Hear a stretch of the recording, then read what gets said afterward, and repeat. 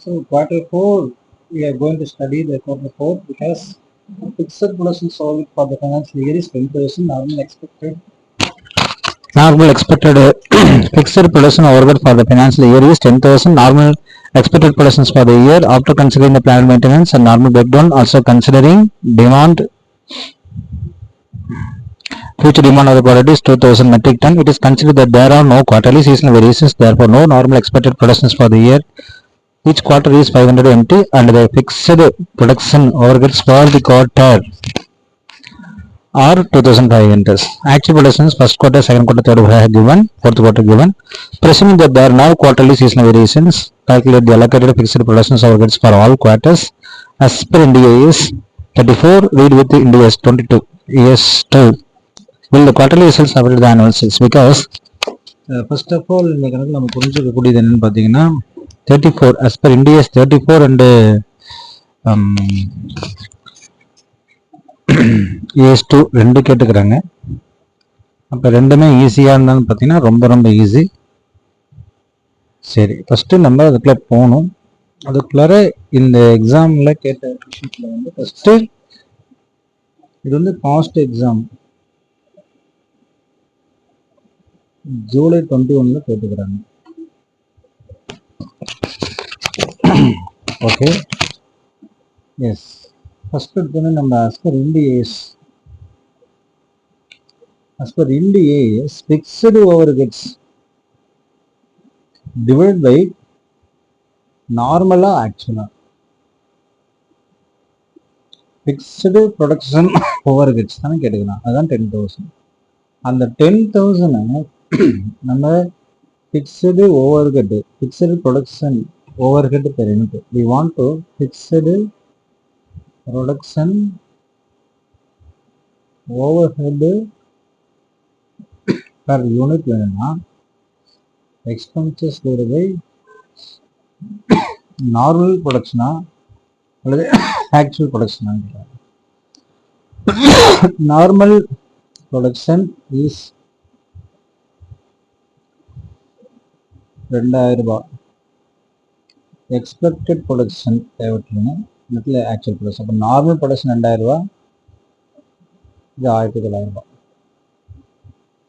Normal எக்ஸ்பெக்டட்ல normal productions are actual productions. அப்போ எவ்வளவு? Whichever is higher. அப்போ 2000 எடுத்துக்கிறோம். அப்போ 2000 வாட் இஸ் தட்?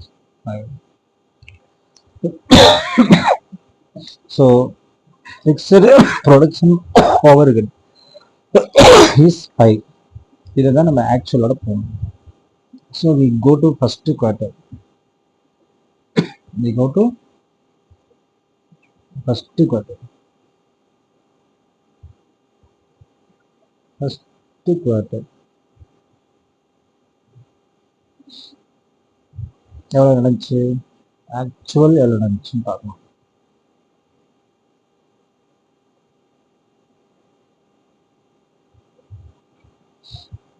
ஆக்சுவலாக எவ்வளோ நடந்துச்சு? Actual productions 400 metric ton. அப்போ 500 ரூபாய். ஸோ 2000 ரூபாய் 500 ரூபாய். பட் ஃபிக்ஸ்டு ஓவர்ஹெட் பெர் குவார்ட்டருக்கு நீங்கள் ஃபிக்ஸ் பண்ணிக்கிறது எவ்வளோன்னு பார்த்தீங்கன்னா தட் இஸ் எக்ஸ்பெக்டடு 2500 ரூபாய். அது எங்கே சொல்கிறான்? இங்கே சொல்கிறான். Normal expected production for each quarter is 500 and the fixed production overheads for the quarter is 500. அது எப்படி இருந்துச்சுன்னா 500 into 5. அப்போ ஆக்சுவல் 2000 தான், ஃபிக்ஸட் ஓவர்ஹெட் எல்லாத்தோட எவ்வளவு? 500. அப்போ ஆஸ் பர் இப்போ 500 rupees எக்ஸ்ட்ரா இருக்கக்கூடியது வந்து நீங்கள் P&L அக்கௌண்ட்டில் கொண்டு போய் எக்ஸ்பென்சஸாக கன்சிடர் பண்ணுறீங்க.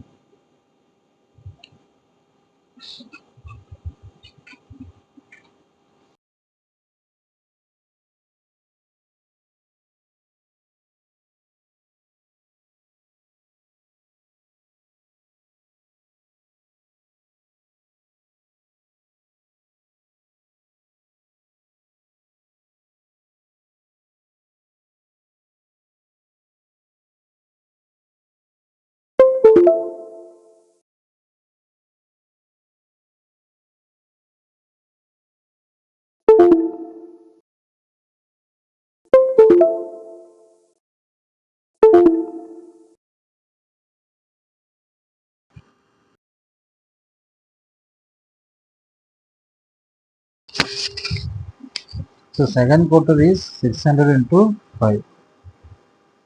6 30. இப்போ ஆக்சுவல் நடந்தது 3000 தான், 2500. குமுலேட்டிவாக பார்த்து 5000, இங்கே குமுலேட்டிவாக பார்த்து 5000 தான். ஏன்னா இந்த ஆக்சுவல் வந்து இங்கே 2000, இங்கே 3000. அப்போ 2000 ப்ளஸ் 3000 5 தான். இங்கே வந்து இதுவும் 5 தான் வரும். இப்படி எடுத்துக்கொள்ளக்கூடாது தான். இங்கே 2400 பண்ணால் போதும். அப்போ இங்கே எக்ஸ்ட்ரா 500 ரூபாய் இருக்குது. நீங்கள் ஆல்ரெடி ரிவர்ஸ் பண்ணீங்க இல்லைங்களா, இங்கே வந்து அன்அலாட்டடாக இருக்கக்கூடிய 500 இதில் நீங்கள் என்ன செஞ்சுக்கலாம், கழிச்சுக்கலாம். That is very important. இப்போ 3000 ரூபாங்க, இங்கே 2500, மிச்சம் எவ்வளோ இருக்குது, இங்கே 2000, 2500. இப்போ இங்கே அதிகமாக இருக்குல்லவா, இந்த 500 ரிவர்ஸ் பண்ணிடுங்கன்றாங்க. ரிவர்ஸ். அப்போ ஆட்டோமேட்டிக்கலாக everything is fine. But இதுதான் வந்து அவன் புக்கில் போட்டுக்கிற மாதிரி கூட நான் சொல்கிறேன். புக்கில் என்ன போட்டுக்கிறாங்கன்னா, ஃபர்ஸ்ட் குவார்ட்டர்ஸில் வந்து actual productions 7500, fixed workers to be allotted 2500, அதாவது